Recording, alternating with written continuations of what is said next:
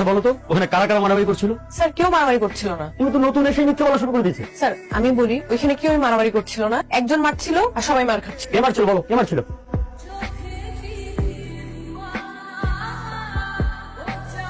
Sir উনি একটা বেয়াদব ছেলে, নাম আরমান। একটা ছেলে এভাবে মারামারি করে আমি প্রিন্সিপালের কাছে বিচার দিয়ে দিছি। ঠিক করছি না? আসলে হয়েছে কি, আমাদের কপালটাই খারাপ। আমরা মারামারি থেকে যতই দূরে থাকতে চাই না কেন, মারামারি আমাদের ঘাড়ে এসে চেপে বসে। আচ্ছা শোন, পরবর্তীতে যদি ও কিছু বলে, হ্যাঁ, কিংবা এই ধরনের কোনো বিপদকর ঘটনা ঘটে, তোমার বাবা এবং তোমার ভাইকে ঘুণাক্ষর বলবা না। যদি বলো কিন্তু তারা তুলকালাম কাণ্ড ঘটাই দিবে। দেখতেছো যখন মাথাটা গরম, তো খাওয়া দাও না। শোন নে, আমি আগামীকাল তোর ভার্সিটিতে যাব, যে তোমার প্রিন্সিপালের সাথে দেখা করব, ঠিক আছে? না না লাগবে না, কেন? আরেকবার করুক এরপর।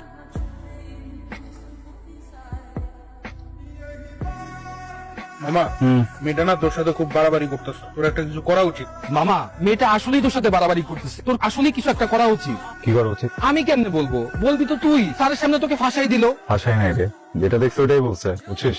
ও যে অন্যকে বলে এটাই বলতো। শোন একটা কথা বলি, শত্রু তো চাইলে হয়ে যায়, কিন্তু আমি হতে চাচ্ছি না। এই পৃথিবীতে তুই যাকে শত্রু মনে করবি, যার সাথে বেশি লাগবি, প্রকৃতি ঘুরে ফিরে ওকে তো ফ্রেন্ড বানায় দিবে। এই মেয়ে আমার টাইপের না, বুঝছিস? আমি ওর সাথে শত্রুতাও চাই না, বন্ধুত্বও চাই না। তোমার হাতে কি হয়েছে? কিছু না। কিছু না মানে কি? তুমি তো ব্যথা পাইছো। কি হয়েছে হাতে? একটা বেয়াদব ছেলে আছে না, ও ধাক্কা দিছে। ওই যে আরমানের কথা বলতেছো, মানে ছেলেটা না মিনিমাম ম্যানার পর্যন্ত বলতে, ছেলেদের সাথে যা করে ঠিক মেয়েদের সাথেও তাই করে। মানে মেয়েদেরকে যে রেসপেক্ট দিবে সেটা পর্যন্ত নাই ছেলেটার মধ্যে। তুমি স্যারকে তো জানাও না, মানে জানাইছো? তাহলে তুমি চলো, আমি স্যারের কাছে নিয়ে যাই। কিছু মনে করবা না, আমার এরকম হুটহাট টাচ পছন্দ না। তুমি চলো আমার সাথে স্যারের রুমে চলো, স্যারকে বিষয়টা জানাই, স্যার একটা সমাধান করে দিবে। চলো আমার সাথে। আমি এখানে অনেক কষ্টে আসছি, আমি পড়াশোনা করতে চাই, আমি কোনো ঝামেলা টামেলা চাই না। ফাজলামোর একটা লিমিট থাকে, ঠিক আছে? তোমার কি কাউকে সন্দেহ হয়? তুমি বলো আমাকে, আমি কঠিন শাস্তি দেবো। আরমান, তোমার ঘরে মা বোন নাই? চুপি, তুমি কি করে পারলে এরকম একটা কাজ করতে? স্যার আপনি প্রুফ ছাড়া আমাকে চার্জ করতে পারেন। রাখো তোমার প্রুফ, প্রুফ শেখাচ্ছ আমাকে। একটা মেয়ে আননেসেসারি তোমার সঙ্গে মিথ্যে কথা বলবে? স্যার বলতে পারে মিথ্যা, আই ডোন্ট নো। আমি এতটুকু জানি আমি মিথ্যা বলছি না। You are suspended for next 1 month. Arman problem কি? শুরু থেকে পিছলে গেছো আমার। আজকে যেটা করছো এটার জন্য কখনো মাফ করবো না। খুব সাবধানে থেকো, যে কোনো সময় উল্টা পাল্টা যে কোনো কিছু হয়ে যাবে। ও তোমাকে কি বলে গেল? আমাকে থ্রেড দিয়ে গেছে, বলছে উল্টাপাল্টা কিছু করবে।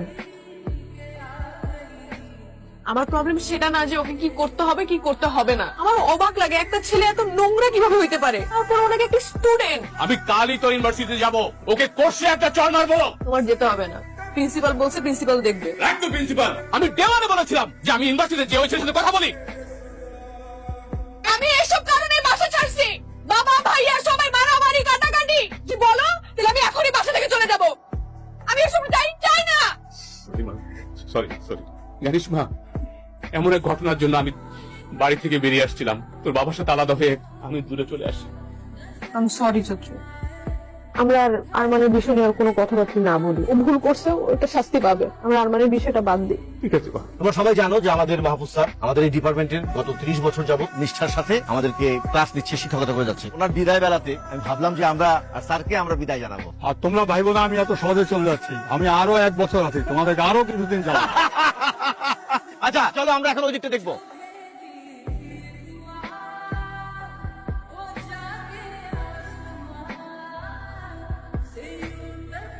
খালি তাকায় থাকে। এবার এমন এক গেম খেলবো আর পিছে পিছে ঘুরতে পারবো না, তাকায় থাকতে পারবো। দেখো ভার্সিটিতে যা হয়েছে হয়েছে, কিন্তু এটা কিন্তু বেশি হয়ে যাচ্ছে। দেখো আমার বাসার জন্য অনেক সমস্যা হবে, প্লিজ আরমান আমাকে যেতে দাও। দেখো আরমান, আমি ভার্সিটি ছেড়ে দিব, আমি তোমার সামনে আসবো না, প্লিজ আরমান আমাকে যেতে দাও প্লিজ।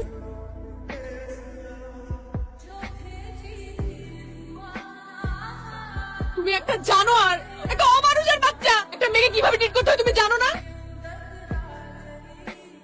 আমি জানি না তোমরা কারা, আমি জানতেও চাই না তোমরা কারা। আজকের পর থেকে কখনো জানার চেষ্টাও করবো না তোমরা কারা। আমি শুধু একটা জিনিস জানি, তোমরা এই মেয়েকে যে কারণে এখানে নিয়ে আসছো সেই কারণটা আমি। আমাকে তো পেয়ে গেছো, মেয়েটাকে চিন্তা।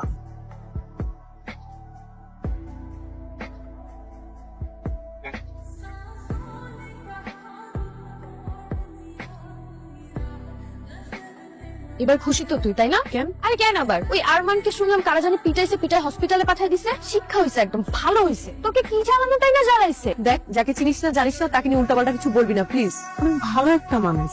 ওয়েট কি বলতেছিস সেগুলো? তুই তো মাথাটা থেকে গেছে। এই জয়ী, তুমি ঠিক আছো?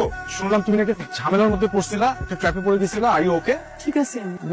শুনলাম যে আরমানকে নাকি কারা খুব বাজেভাবে মারছে, হসপিটালাইজ করা হয়েছে। মানে ওর কি ট্রিটমেন্ট সব ঠিকঠাক ভাবে চলতেছে? যে বাজেভাবে ওকে বাড়িগুলা দিছে, মানে হসপিটালাইজ করা ছাড়া তো আর কোনো উপায়ও ছিল না। তুমি কিভাবে জানলো ওকে কে কিভাবে মারছে? ওই বলাবলি হচ্ছিল ক্যাম্পাসে, ওখান থেকে শুনলাম আর কি।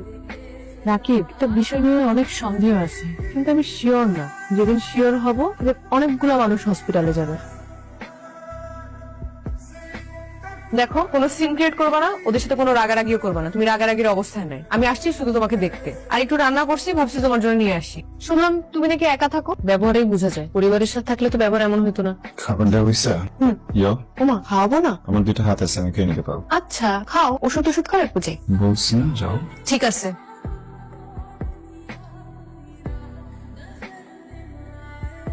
প্রথম দিনই সন্দেহ হয়েছিল খাবারগুলো নষ্ট করবো, খাবা না। আচ্ছা, এই যে রান্নাগুলো করি, পরিশ্রমগুলো দেই, এগুলো কোনো মূল্য নাই? কি মনে করো এগুলা না খেলে তুমি সুস্থ হবা? প্রথম দিনই উচিত ছিল ঠেসে ধরে খাওয়াই দাও। এরকম কি? হ্যাঁ, তুমি কি মনে করো তোমাকে এইভাবে দেখলে আমি ভয় পাবো? একটা থাপ্পড় দিয়ে তোমার এরকম করা ছুড়াই দিব। চাচা, আমার বোন কান্দতেছে। হয়েছে কি, ওই ইউনিভার্সিটির এক ছেলে, ওই কি আরমান নাকি ছেলেটার নাম, বুঝছিস? কয়েকদিন যাবত সেটা খুব ডিস্টার্ব করতেছিল। তারপর আমি ওরে বলছি যে তুই চিন্তা করিস না, আমি ইউনিভার্সিটি যেয়ে ওই ছেলের সাথে কথা বলবো, কিন্তু ও আমার যেতে দেয় না। আমার বোন রেজিস্টার করতেছে, ও জানে না ও কোন পরিবারের মানুষ রেজিস্টার করতেছে।